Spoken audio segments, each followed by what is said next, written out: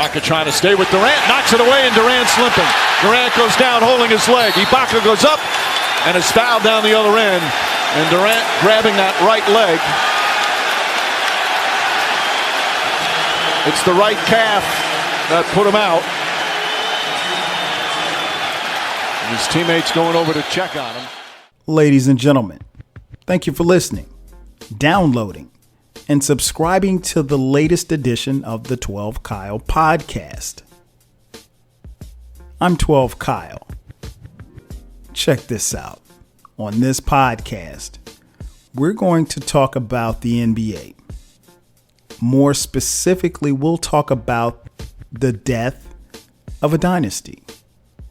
Now, if you've been following this podcast, you know that I rarely talk about sports, but when I do, it's always pretty deep and entertaining.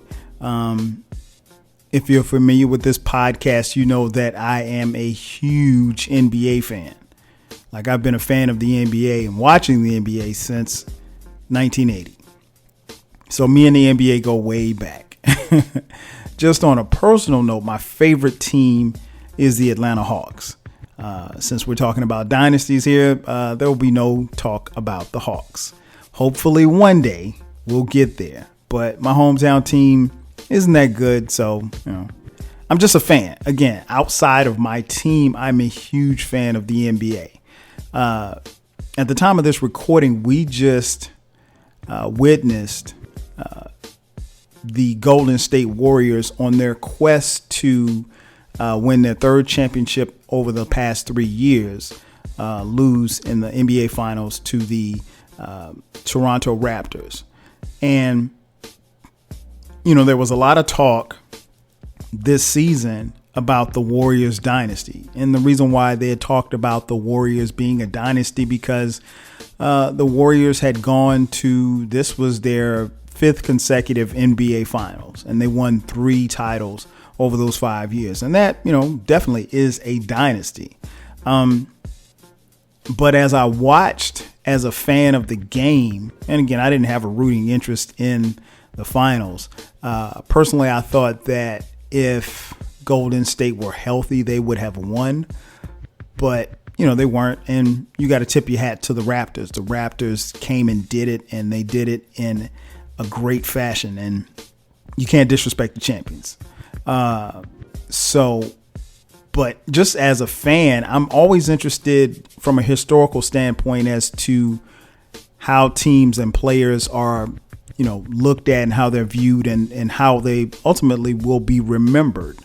For me, watching the Warriors over these last few years have been, it's been really intriguing to say the least.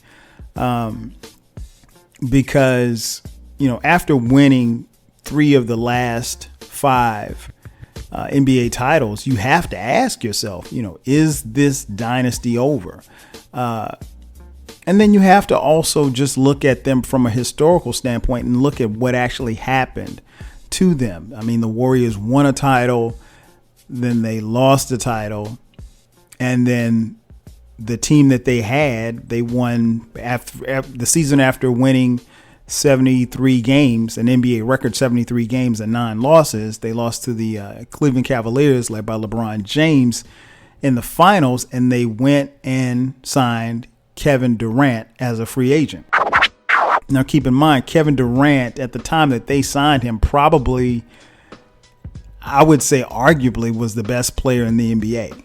So not only did they beat Kevin Durant's team, the Oklahoma City Thunder at the time, on their way to the finals, but they beat him and he came and he joined their team. And I don't have to get into, the details of that. You know what happened. Nonetheless, what was interesting about viewing, the Warriors over these past few years is that they trotted out a team that, was pretty unbeatable. Now, you can beat a team on any given day. But I thought what was interesting about watching the Warriors is that what I would always tell people is that it's going to be hard for you to get in a 7-game series 4 wins off the Warriors. It's hard because of the amount of firepower and the players that they had on that team. Which leads me back to Kevin Durant, who after the finals ended, upon his free agency, informed not just the Golden State Warriors, but the rest of the NBA and the rest of the world that he would be leaving and headed to Brooklyn to play with the Brooklyn Nets and to play alongside his good buddy Kyrie Irving, who left the Boston Celtics to go play for the Brooklyn Nets. So you have arguably, I'd say, top 3 player in the league, taking his talents to Brooklyn. Now, a lot led into that. And, if you're a fan of the NBA, you know some of the drama and some of the storylines. But you heard the clip at the top, tearing your Achilles is a major, major injury in sports. It's very hard to bounce back from it in any sport, even more particular in basketball. So first and foremost, I think as a fan, I think we all would wish and hope that Kevin Durant can return to playing basketball next season or whenever he takes the floor and still be the Kevin Durant that he once was prior to the injury. Now, I will say this. While he's not a big man per se, Kevin Durant, if Kevin Durant can come back and be 80% of what he was, he's still a top 5, top 10 player. So we will have to wait and see. But again, I found Kevin Durant to be very interesting and intriguing because not just his decision to leave, because I think most fans thought that Durant would probably leave Golden State, right? They thought that after this season, people pretty much had written in the books that they were going to win a championship. Kevin Durant was going to ride off into the sunset, headed to New York. Now, a lot of people, myself included, thought that Durant would be headed to the New York Knicks and not the Brooklyn Nets. But again, that just goes to, what we think or what we may or may not know about Kevin Durant. What I found over this period of time is that, I don't know who Kevin Durant is. I'm not going to get in the way of the game because, I want to have a little back and forth with Patrick Beverly. I'm Kevin Durant. You know who I am. Y'all know who I am. No, we don't know who Kevin Durant is. We don't know who Kevin Durant is. And, I mean, he's a phenomenal talent. And again, one of the best players in the NBA. But I think there's a part of Kevin Durant that, or at least from the outside looking in as a fan, I can't speak to because I don't know him personally. But there's a part of Kevin Durant, I think, that wants to be accepted, that wants to be loved, that wants to be adored. And while that is most athletes, you normally don't see that from the guy who is one of the best. And I'll use Kobe Bryant for an example, right? Kobe was a phenomenal talent, one of the greatest players to ever play the game. But Kobe could care less if you liked him. Like he didn't care about, people's feelings or anything like that. Michael Jordan was the same way. And I'm just using these two as examples. Now I know that they're further on the spectrum. But yeah, Jordan didn't care. I mean, Jordan would almost be happy if you didn't like him. Like he didn't worry about your feelings in that matter. His job and his thing was, I'm going to do what's best for me and my team, and I'm going to win and win at all costs. But yeah, Durant, I think, again, from the outside looking in, at times may have felt like a hired gun with the Warriors. The much talked about spat that he had with Draymond Green on the floor. I think that those words that Draymond Green said to him, and I mean, and I'm paraphrasing here, Draymond Green said, because Draymond Green had been frustrated because he, like everybody else, had been hearing the talk earlier in the NBA season about the fact that Kevin Durant would be leaving. And I don't know necessarily if it bothered Draymond that Kevin Durant was leaving, but he wanted to make sure that Kevin Durant was all in. And it kind of maybe in his eyes looked like Kevin Durant had 1 foot in the door, 1 foot out of the door. And, Draymond Green called Kevin Durant a bitch. He said, "You're a bitch and you know it. We don't need you. We won without you." Close quote. And I think those words stung. Was it true? I don't know, because I don't know Kevin Durant and I don't know how he takes to things, but it's been well documented about him going back and forth with people on social media, him having burner Twitter accounts and, defending himself, and him also being one that actually would finish a game. It could be a game where he scored 35 points, had 10 rebounds and 7 assists, and they won the game. And after the game, he would be on Twitter checking to see what people were saying about him. I mean, like, why do you care? If I was as talented as Kevin Durant, trust me, I wouldn't give a damn. I mean, I'm not even close to being as talented as he is on the basketball court, and I don't give a damn. But yeah, I'm not really sure who Kevin Durant is. And it sounds, again, from afar, it sounds like a guy who's trying to figure himself out. Nonetheless, he made the decision, and I think that was one of the biggest things that will play into the Warriors dynasty and how they move forward. Is he made the decision to leave. He made the decision to leave when, had he come back, he's still got a pretty good chance at winning more titles with the Warriors. But he chose to, go to Brooklyn. And I have no issues with that because he was a free agent. He'll be teaming up with Kyrie Irving. One thing before I move on from Kevin Durant, one thing I want to kind of address is something that got played in the media a lot. People said after he made his decision that KD was hurt by, not being as loved or as embraced as Steph Curry was by the fans of the Warriors.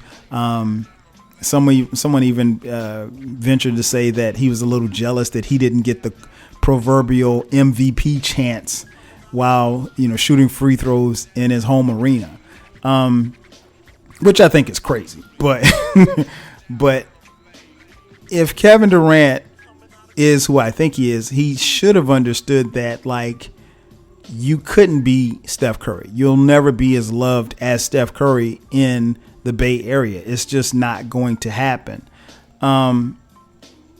And I even saw where a former teammate, Kendrick Perkins, even referred to, he said that, quote unquote, Kevin Durant felt like he was, quote unquote, taken for granted. Close quote. I don't know how you can take for granted Kevin Durant, right? I mean, the Warriors were 38-11 during the playoffs when Durant was playing for them. I mean, they won 2 championships. Durant had 2 finals MVPs. So he's clearly, I don't think anybody with a brain or anybody with a clue would take Kevin Durant for granted. But I'll say this, one thing you have to keep in mind, the core of the Golden State Warriors, Stephen Curry, Klay Thompson, and Draymond Green were all drafted by Golden State. So when you look at the landscape of that team, Kevin Durant wasn't a part of that core. And when you talk about he and Steph Curry, by all things that we've heard, he and Curry had a great relationship. But, Curry's married, has a family, Durant's single. So I'm pretty sure those guys probably went their separate ways after practice or after games. But, they had a great relationship or whatever on the court, and, they had a mutual respect for each other. But I heard something that really stuck to me, and as a baseball fan, I think, I definitely could appreciate it. But when Durant looks at where he was compared to Curry, it's like this. With baseball, remember a few years ago when Alex Rodriguez played for the New York Yankees? And, obviously the biggest star for the Yankees at the time was Derek Jeter. And Derek Jeter was homegrown. He was a Yankee for his entire, career. Rodriguez was the, hired gun, if you will, that came in to help the Yankees win a championship.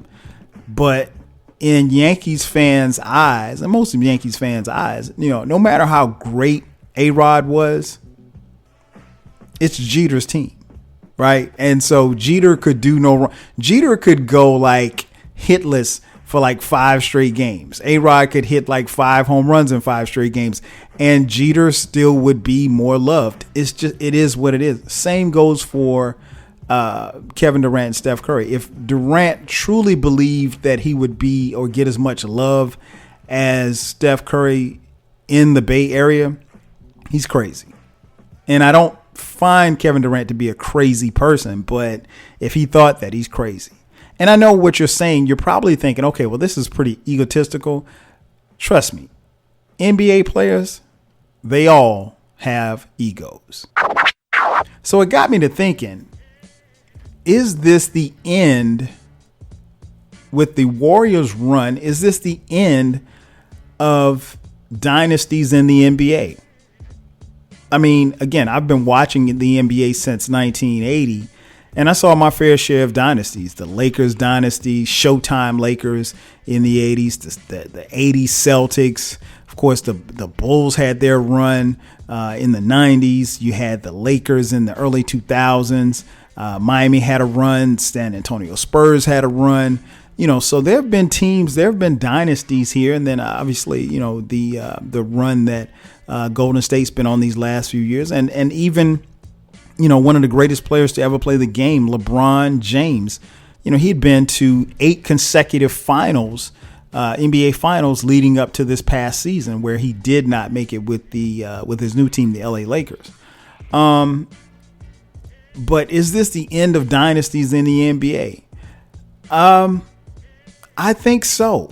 I think what's happening is that the landscape of how the NBA is run and how the NBA is played is not necessarily going to lead to or lend itself to dynasties. One of the things that I mentioned, because I did a podcast, if you look back after you check out this podcast, on super teams.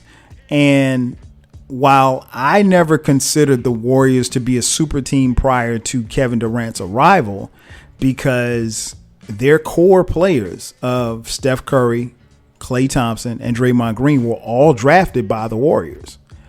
And that's rare, because normally teams don't draft players and you see them ascend to these type of heights. Although I will say the Oklahoma City Thunder drafted Kevin Durant, Russell Westbrook, and James Harden.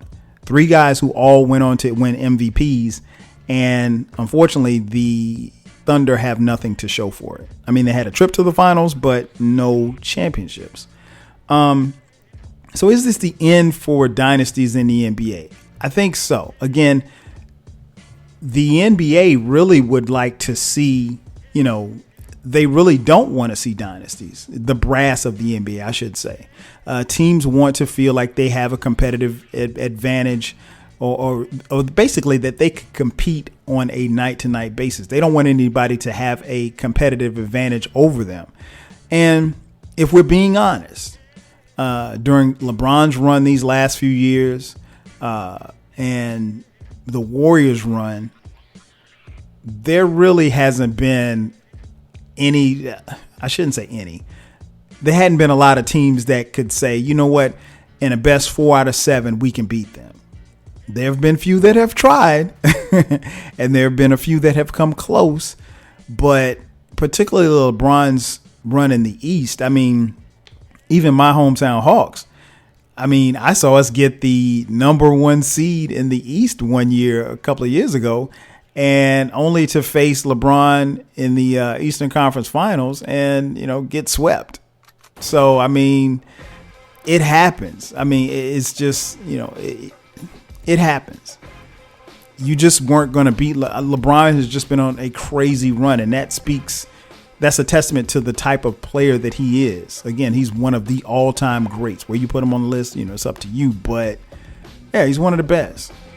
So I think, I think we're actually moving toward an era where the dynasties won't happen anymore. And again, maybe for the casual fan, unless you're a fan of those particular teams, I think the most casual fans are happy about that. They want to see teams compete. They want to see guys go at it each night. They want to feel like their team has a shot each and every week or each and every night, even if they don't. And that's where the NBA is. Is it over for super teams? I mentioned, the Warriors drafted their three core stars, but then they became a super team when Kevin Durant arrived. I think so. I think it's really over for super teams just because the NBA really wants to have competition. They want to have parity. And the salary cap is set up so that, they actually don't want you to circumvent the process to create a super team. Like a lot of people were bent out of shape about how the Miami Heat came together when LeBron James and Chris Bosh both joined forces with Dwayne Wade down in South Beach. The thing that's lost about that is that LeBron James and Dwayne Wade and Chris Bosh all took less money to make that happen. They didn't have max deals. So, at the time, I think LeBron might have been, in the top 10 maybe as far as salary wise, where he easily could have been and probably should have been first. I think his salary is like $15 million a year, which, to LeBron, that's nothing, but, relatively speaking, they were getting him for the cheap. But he and Bosh and Dwayne Wade all decided to take less money just so that they could be in a position to compete. So I think the NBA really, they don't want to see super teams. They would prefer not to because they want to feel like, okay, everybody has a legit chance. And when you look at the landscape of today's NBA as we roll into the new season, and not just this season, but going forward in the foreseeable future, for this upcoming NBA season, for the 2019 NBA season, there's legitimately at least 10 teams that feel like they can compete for a title. Now, that might not be true for everybody, but there's at least about 10 teams that feel like they have a legitimate shot at winning the crown. And if you're a fan of that, if you're a fan of those teams, you're excited. You're extremely excited because you feel like you have a shot. That's one of the beauty things about the NFL. The NFL for years has, marketed and lived off the parity. And the reason being is that, you got some teams that are pretty decent each year, but they market and live off the fact that, most teams have a turnover of their roster. And when the season starts, anybody can win. Now, in theory, can everybody win? No, everybody can't win. But the more teams that you have that have a legitimate shot at winning, the better off your product is. So with the Warriors being drafting their three core stars, unless you can draft your players with the way that free agency is these days and the way players move around, I think it's over for super teams. I really do. You just look at the player movement around over this past offseason. You had Kevin Durant and Kyrie Irving going to Brooklyn. You had LeBron James, who was already in LA with the Lakers. Anthony Davis forces a trade to LA. Then the shocker, you had Kawhi Leonard, who won a title with the Toronto Raptors. He takes Paul George from Oklahoma City and they head to the LA Clippers. Then you've got Russell Westbrook and James Harden in Houston. Al Horford leaves the Boston Celtics to go join the Philadelphia 76ers. Giannis Antetokounmpo, try saying that 3 times, the Greek Freak in Milwaukee. they re-signed his running mate, Chris Middleton. Kemba Walker goes to the Celtics from the Bobcats. The Utah Jazz made some moves. So you've got these players moving all around. And basically, the super teams have been dismantled. A lot, and I was telling one of my friends the other day, a lot changed when Kevin Durant popped his Achilles. Like the whole landscape of the NBA changed. Because let's play devil's advocate for a second. Let's say Kevin Durant doesn't get injured. Let's say Kevin Durant comes back and Golden State beats Toronto in the NBA Finals and win their third title in 3 years. What happens then? Everything, and let's just assume that Kevin Durant stays in the Bay Area. So the Warriors would be going for a four-peat, and I don't know. I mean, you probably still have this movement, but his injury and subsequently his decision to leave the Warriors kind of opened up everything. It opened up the landscape for a lot of stuff. And then when you have these players moving, that was also a trickle-down effect. But yeah, it's going to be an interesting 2019 season. But yeah, player movement and these teams, these players moving from team to team. Now, I know the commissioner, Adam Silver, he doesn't like it. And I'm sure these owners don't like it. But what can you do? There's really not much that they can do. And the reason being is that these players they understand that they have the power. You're seeing guys take less money and shorter contract deals. Keep in mind that, like, when I watched basketball in the 80s and the 90s, you pretty much had the same teams coming back each year. And the reason being is that the free agency wasn't as popular back then. And guys were on long-term contracts. I mean, if you got Jordan on an 8-year deal and you got Pippen on an 8-year deal and you got Horace Grant on an 8-year deal, that's your core right there. So there were guys signing 8-9-year deals. And for lack of a better term, unless the team traded you, you were, quote unquote, stuck there. So there's a difference. But in today's NBA, you see where players are not only moving, but some of them are even avoiding the Supermax contract. The Supermax contract, basically in a nutshell, allows a team to pay its most tenured player the most amount of money. So these players have figured out, okay, well, I can either stay here or I can leave and go someplace where I really want to go, and I'll make less money. And I'm okay with that. Case in point, Kevin Durant, in his move from Golden State to Brooklyn, they're estimating that he walked away from $57 million. Between leaving San Antonio and leaving Toronto, Kawhi Leonard walked away from close to $80 million.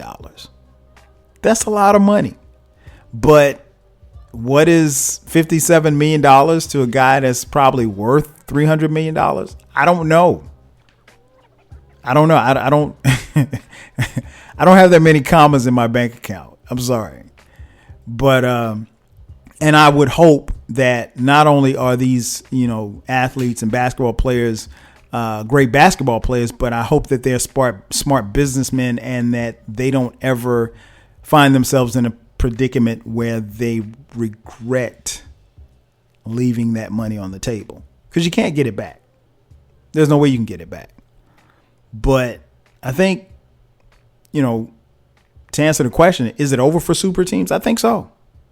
And I don't think the NBA is sad at all. I don't think fans are sad either. I think for the most part, fans are cool with it, particularly if you feel like your team has a shot. And to be honest, most teams do. As I mentioned earlier, parity is going to rule the NBA for the foreseeable future. What we're probably looking at is an era of, instead of, the super team with, 3 or 4 stars on it, you're probably looking at, your best duo. If KD and Kyrie, let's say KD comes back healthy and Kyrie, they got their best two. And then you got, Anthony Anthony Davis and LeBron in LA, they got their two. And then you got Kawhi and Paul George, they have their two. And so it's almost like you look across the landscape of the NBA and it's almost like, okay, you got your squad, I got my squad. We'll meet up on the blacktop and we'll see who's the best team. And I think for the average NBA fan, I think that's a good sign because, again, they feel like, at some point your team is going to have a shot.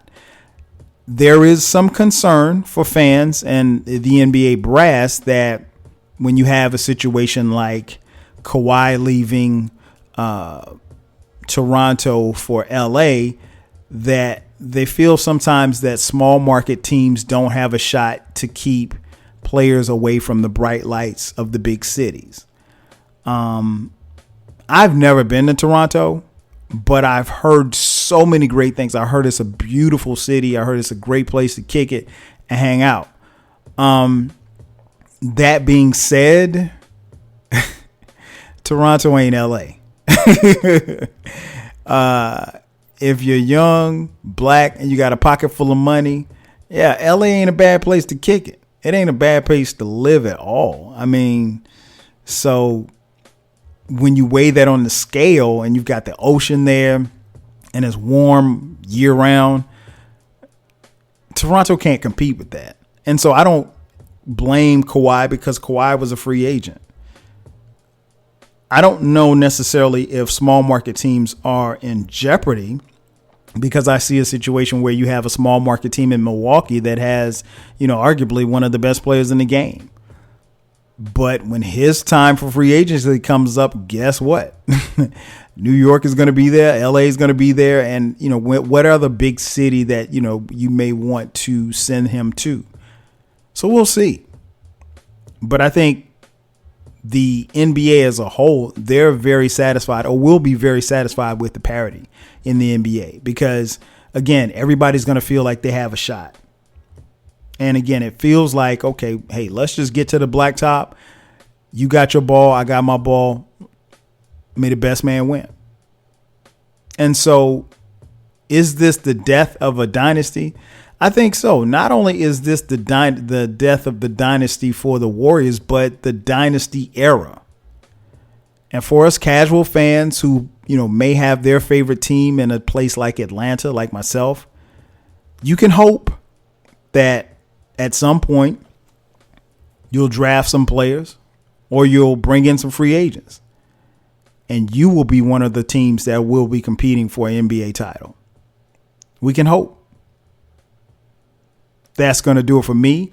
Ladies and gentlemen, thank you for checking out the latest edition of the 12 Kyle podcast. I'm your boy 12 Kyle. We'll catch you guys next time. 5 Gs.